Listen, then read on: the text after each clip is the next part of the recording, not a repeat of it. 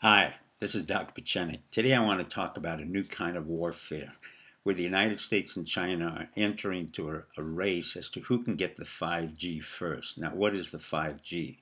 It's a physical network of sensors and routers which allow us to get into more automated cars, automated planes, and into areas that are far more complex in terms of artificial intelligence, and allows us one day to make sure that we don't have any people working because we can have a complex system of softwares which will allow everything to work.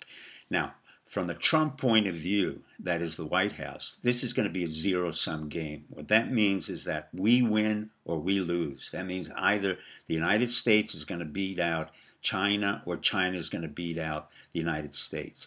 From my perspective in national security, this is a very unusual position. Let me talk about World War I, where we had deterrence between World War I. We had the British versus the Germans. It was forces, armed forces, guns, ships, and the beginning of airplanes. World War II was the beginning of airplanes, tanks, ships, and other elements. And then the most important element came in, and that was the atomic bomb.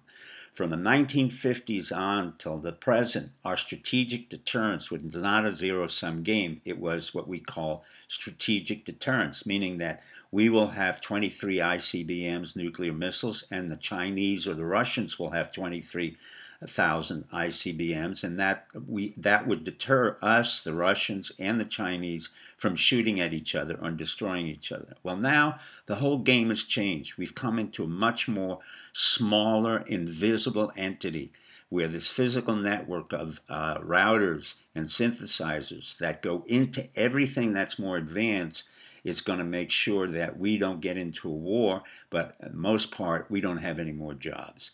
What am I talking about?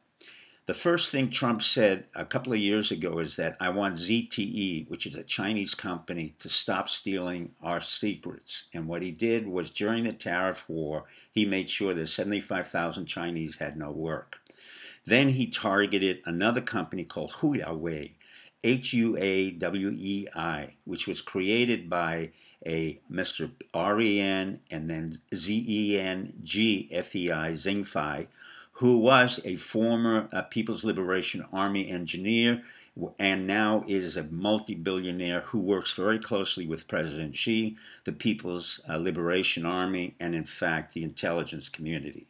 All private entities in China really belong to the Communist Party, as one could say that most of our military-industrial complex really belongs to the United States. But this is a war that's going on that no one can see. We're fighting this war because we want to make sure that China does not acquire the 5G before we do. So what happened? When Ren's daughter went into Canada, we asked the Canadian government to arrest her for racketeering corruption. They did. In turn, the Chinese arrested 3 Canadians and is saying that they're going to kill the other Canadian. We went into England and we went alongside the biggest telephone company, Vodafone, and told them we don't want them to work with Huawei.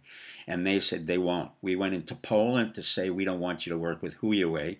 Poland arrested some of the Chinese operatives.